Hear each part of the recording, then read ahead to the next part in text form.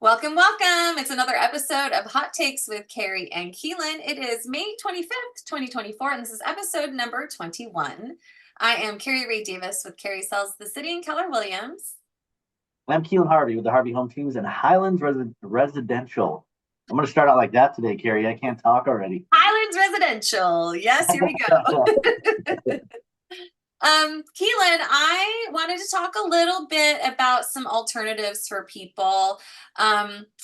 We around here don't have a lot of construction happening, but I am running across some opportunities that there might be some homes that, are not in really good enough shape in order to rehab it. Maybe they just need to be scraped. So I wanted to find out from you, what kind of loan options do people have if they've got a raw lot that they want to build on, or if they've got like an old house they're going to tear down and kind of restart over. What kind of programs do you have for them? Yes. And not as popular over there, but in some of the more like rural areas, and there's not much inventory. So why not make your own? You can do a full on construction loan. And I think they're made out to be a lot more complicated than they are. And I've done a lot of these actually. And especially with our company, it is really not a big deal, guys. And we're one of the few companies that's 5% down on a construction loan. So Okay. you go to a lot of banks and lenders, it's 25% down and, can be expensive. With us, it's as little as 5% down. And I've done these loans at 5% down. And I was shocked to see how little out of pocket that really equates to. Okay. But a full on construction loan, like land, the whole shebang, basically what happens is you put your 5% down. We have what's called a one-time close. So it closes like a normal loan in 30 days. And then basically we have an appraiser go out and they look at the land. You find your builder, of course. You look at the land. You come up with the plans for the home, and then the home gets appraised on the done product. So what is the home? What's the value of the home going to be when it's done, Okay. right? And then you're lent money based on what that costs. So it closes. There's on the front end. I don't want to get spread out too much here. On the front end, it's a construction rate which is a bit higher than market rate. Last time I checked, it was 7.99%, Okay. which Which isn't isn't correct. that much higher right now It's compared not to what we've crazy. got. That's the thing, Yeah. and you're only paying interest only on the front end, all the way through the whole construction process. So you're not paying principal and interest. So how that usually works is, let's say the land's 150 grand. So you'll pay interest on the loan closes. Now you're in the construction phase and they'll cut a check for 150 grand. You're paying interest on the 150 grand. Usually they'll do their first draw too. So, because you're going to start ordering materials, right? So, Right. like, you framing, wood, whatever you need. So call it 200 grand. You're only paying interest on the 200 grand. And then as the builder needs more stuff, they'll do another draw. Let's say you need another 50 grand for a big, order of more materials. And then Right. you're only paying interest on that too. So you're paying interest on just interest as the home gets completed, right? And then the really cool part about that is at the end, you get to float your rate down to market. So and then it turns into a fixed rate like any other 30-year loan you do, and it amortizes through the rest of the loan. So you get an option to float down one time, and you got to do it 30 days before the home is complete.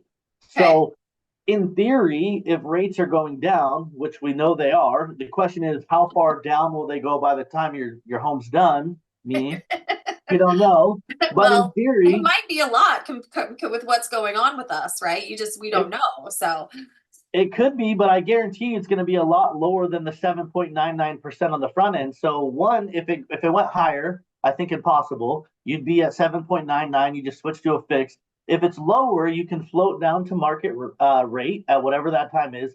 I think it's a 0.5% higher than what you'd get if it was a normal, like, I'm going to go buy this home outright.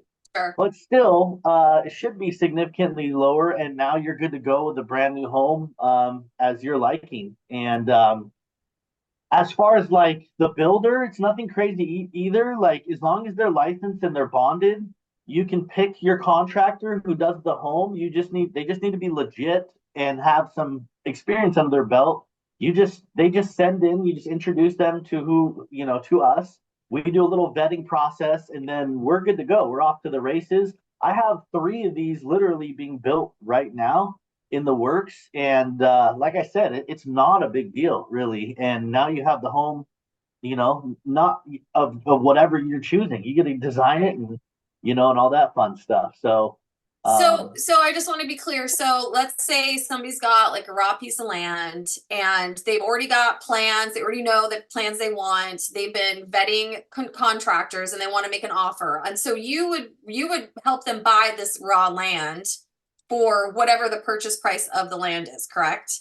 But yeah, then so we but I want to understand how you, so when you mentioned that if somebody's coming back, if you need materials, is it based on what they're building? Like, how do you know how much money you have to work with? We that's where it's a one-time close and why I love this because we figure all that out in the beginning, right? Okay. So it's just like you close a normal loan in 30 days. Mm-hmm. You'd have the contractor, we'd have the plans, we'd have materials, we'd have or an idea at least of the Scope of materials. work. You can have change orders. You like Mm-hmm. things can change. It's just we'll have to vet you on the parameters up front. So you have to qualify via debt to income ratio, all that fun stuff. Like you do a normal loan, it's just the house isn't built yet. So instead of the home getting appraised as a finished product, the home gets appraised on what the plans are going to look like, and Mm-hmm. then the contractor just orders things as they come. So Okay. usually there's 6, 7 draws, so 6 or 7 big orders that they do, and they typically order them in bulk a lot of times, right? Getting ahead of it so they can keep moving on the project. You have 9 months to complete it. You can go longer, no Okay. longer than 12 months. Okay. But I hope you can get it done before then. I think most people can. Well, and that was going to be another question because I mean, my parents built houses when I was younger and it was kind of fun to be part of that process. I think that's when I really started to get into like the home stuff because it was so fun to pick out tile and pick out my light fixtures and I was pretty young. I was a young teenager. But I was wondering how long you have because sometimes with building with contractors being, booked up, sometimes plans don't go as accordingly as you hope. So you've got up to a year. What is there any grace period with that?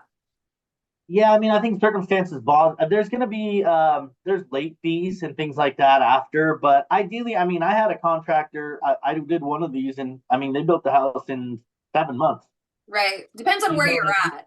Depends on where you're at, and that's why you should get a decent contractor. I think 12 months is really sufficient. You'd have to be, there's got to be some stuff going on if Right. that's the case. You know what I mean? Well, and I So want to ask, so what happens if you've got like problems with permitting? Right? Because I know for the city of Seattle, we're just talking about, what I know of Seattle, permitting processes take a really long time, it seems like. So yeah, have you run into any issues with that at all? we want to do that ahead of time. Okay. So, you know what I mean? We want to get that out of the way. That could present itself, and all we would do then is just extend your close. Like we wouldn't, you know what I mean? So instead of a Right. 30-day close, we just It, extend that process, right? okay. So to make sure that because we'll need all the permits and all that to close the initial loan because there is a loan closing on the front, and we got to make sure we're teed up and ready to go before we ever break ground or we're ever ordering materials or anything Right. like that. Right. So we'll just extend the loan process. We can't close until that's done. Okay, Right. so this could be longer than 30 days technically if you're working to kind of like get everything ready and going. Okay. Yeah. And I mean, we can close these pretty quickly too, but it's just a process of getting all of our ducks in a row. But like I said, I was in the beginning of my career, like even told, like, stay away from these. These are like a pain. And our company, and shout out to Evan within our company, he's our construction guy. He's incredible, and they're so easy. It was so opposite of the truth. Like it's like closing a normal loan, and it's just easy. It's not a big deal. And I've had rave reviews from the people that have completed it that from their side too. They're like that wasn't a big deal at all.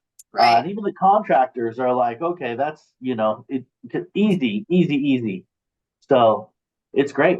Well, that's exciting. And you're in an area where you've got a little bit more open space, but it's starting to come up with some of my clients, or I've got some opportunities for some land deals coming up. And so knowing about, how easy this is to actually accomplish, it's a resource that when I have a listing of raw land, it's something to be able to talk to potential buyer about is that, if you want to build something, here you go, it's ready to go, and we've got a solution for the financing as well. So, Well, and one farther, if you are, there's people that buy land that already have land and they're just kind of sitting on it. That right, land is considered almost like a down payment on the home. So we right. take that into account of the value of the land, and that's basically considered like a down payment for you. Okay, so So it's collateral. collateral, yeah. So Yeah, if you own land and you're like, okay, I want to build something, I mean, 5% down, it's not a big deal. If you own the land, that's considered, you have nothing down.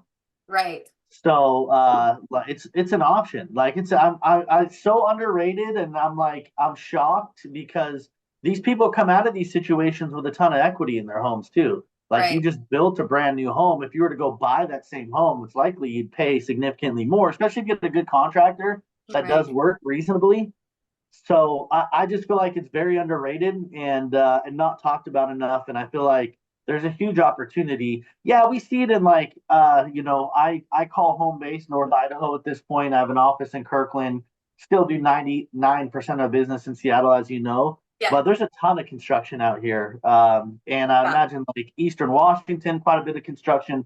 I'm shocked more people, I know the land is expensive, but if you found a decent piece of land for a reasonable price, I'm shocked that more people don't do that over there. Well, and it's just kind of opening up an opportunity for people to get a little creative, right? Because I feel that, people get discouraged easily or they don't understand the process. And, popping the can open and peeking into some of these opportunities, it might give people an option, to think outside the box. And, maybe they are looking at properties, let's say outside of the Seattle area where there's actually land to build, and they find like a really beautiful place like out in Gig Harbor or Port Orchard or Manchester, something with a view that's just a raw lot that you could, build on. Well, you could have a really, really beautiful dream home. And I think one of the things to think about is, when you are, working with your appraiser to appraise what the home is worth, they're dealing with homes that are currently sold in the current market. But after you build it and you've got 9 months on the market of appreciation, it sounds to me like you could actually come out, like you said, with a lot of equity because your home is probably worth more than what you initially thought it was going to be. Absolutely. And I mean, how fun is that to build your own house? You know Right. what I Well, I know mean? that's a dream of mine for sure. So, Yeah, yeah. and also there's rehab loans too. So there's a smaller version. It's a baby version of that. Instead of Okay. the home could be a dumpster. It could be darn near tear down. It doesn't even matter what the home is. You can go into any home out there, and it's the same process. They're going to get an appraisal on what's going to be done, and then they're going to go in. You get the contractors. They go in and do all the work. It's the same process. Mhm. So I mean, maybe even a better option because there's a lot of homes that are dilapidated ish, Right. or how many homes out there with all this this little inventory are you going out and being like, man, this needs a lot of work, but I don't have the 100,000 or 120 grand that it would really need to Or to the be what stomach. I yeah to be. So you can there's loans for that. You could totally do that. So I mean, you just got to think outside the box. The biggest drawback I found on these construction loans are people is trying to figure out the in between situation. Like if you're paying rent at 3,000 a month or 2,000, you have to be able to take on the interest only payments, right? On Right. these rehab loans. That's the thing. Some of the ones that I've done though, I had a couple that bought a trailer to live in. Like I, yep. went out and bought a trailer and they're like, we're just gonna post up in our trailer for X amount of time. And then they sold the trailer after. I mean, If you've or got I've a big also enough lot, you could do that for sure. Right. or move in with mom and dad for a little, as much as nobody wants to do that. And especially, but you gotta do what you gotta do. You know what I Hey, no mean? risk, no reward. Right. Exactly, Yeah. exactly. And just to save yourself the money and then you don't have any rent. I've also had people that could do both, and if you can, that's great. Mhm. But just to throw that out there, devil's advocate, that's usually the tougher side Right. of it. But I don't know, situations boss. So if you Well, can I think don't of a think we have way. time to dig too much into the rehab loan today, but I feel like I would like to explore this further, maybe the next time we talk to share with people like what those rehab loans look like, because I do think there's an opportunity for people that, we get a lot of people sometimes that have, the the champagne dreams and the beer budget type situation where they really want something nicer than they can afford. And maybe this is an option for them, a rehab loan. So let's table that topic until we talk next time, just because I don't want to overwhelm people with too much at once. But real quick, I want to ask you, where are rates right now, Keelan? How are things going with that? I know that they improved last week. There was some talking like, oh, they got better. And have they stayed that way, or they kind of dipped down a little bit? Yeah, the CPI report finally did a service, you know what I mean, which shows that inflation is down a little bit. That's what we were waiting for. Okay. And the market responded positively. We're trading in a new range right now, which means we're in a better position than we've been. We've been kind of stuck in this rut. So that kind of popped us out of the rut. We're Okay. down 20 basis points because just some world economic news. It just seems like it's very volatile. Like any news, it's like up, down 20 basis points, but like we're still trading in the same area, Okay. and we're optimistic. Question is what's the Fed going to do?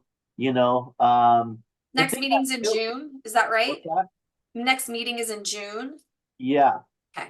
yeah, which I don't expect them to cut rates. I think we're kind of hanging out. I think we're going to gradually get better towards the election. Just think of, regardless of the news, I just in my mind am visualizing just kind of an improvement, like a Mhm. gradual Okay. improvement of rates. I don't think it's going to be crazy unless the Fed does something like a cut. They're like kind of denying it and playing around with it, the persistent, inflation. But here's the part that most people don't understand that kills us professionals and experts. This CPI report that came out, if you take out shelter cost and you take out in car insurance, there's no inflation. So the Fed is talking about this soft landing at 2%. Mhm. And we're all sitting back and going, man, it is way worse than they think it is, like economy wise, like savings really down. Credit card debt is very high. Right. Uh, Car insurance was up 22%. That was a huge chunk of that CPI report, Consumer Price Index report. And shelter cost takes in like rents that are 12 months old. So it's not that accurate. If Mm. you take those two components out, uh, the CPI is actually 0.27%, not Wow. 3.27. In other words, there's no inflation other than those two factors, which are not very reliable. So that's why we're all sitting back and kind of scratching our heads because, I mean, they're talking about a soft landing to a fake number. Right. Well, and I know that insurance has gone up everywhere. It's So, crazy. yeah. 22% year over year is it's a huge number. Yeah. So, I mean, our fear is that the Fed continues this path based on not great information. I Mhm. mean, are they not looking under the hood? Are these experts smarter than the Fed? I don't know. Is it political? I don't know. It's just we're all kind of scratching our heads, and it's not normal. Kind of these economic indicators are we're all just kind of like, this is really kind of a bizarre place we're in right now. It is Because a if they weird time. overcook this thing, we could see this be not a soft landing, like a hard abrupt crash. Right. I mean, and they're even starting to talk about. There's been a lot of Fed news this week talking about how they're concerned about spending. People are going to run out of money and this kind of thing. So they're kind of playing both sides right now, the dovish and the hawkish, Right. which leaves us, wondering what's going to happen. I'm I'm wondering. I mean, are they going to still do two cuts? I mean, are they going to do one cut? I'm leaning in the camp of now, maybe one cut because it just keeps prolonging, right? Right. And when So did they plan? Like they were supposed to do like 5 cuts or something? Wasn't that the projection at they the top of started, the year? yeah, the start of this before this year. There's supposed to be six. Okay. Yeah. So, So well, I think it's just we're all in the same boat together. We're all in it together. We're yeah, all waiting, you know, yeah, we're patiently all waiting. there. We're So, all waiting. okay. Well, I appreciate the expertise as always. Um, if anybody out there wants to talk more about, a construction loan or a rehab loan, I think it's a good option to think about and just think outside the box, which is what Keelan and I are here for, is to help give you ideas and think outside the box and just give you information that could be helpful to your journey to build wealth and home ownership. So if you need any assistance, whether you're buying or selling, please do give me a call. My phone number is 206-330-6985. And mine is 206-321-4941. Awesome. Well, that takes care of this week, Keelan. Have a great weekend. Everybody else, you too. Happy Memorial Day weekend, everybody.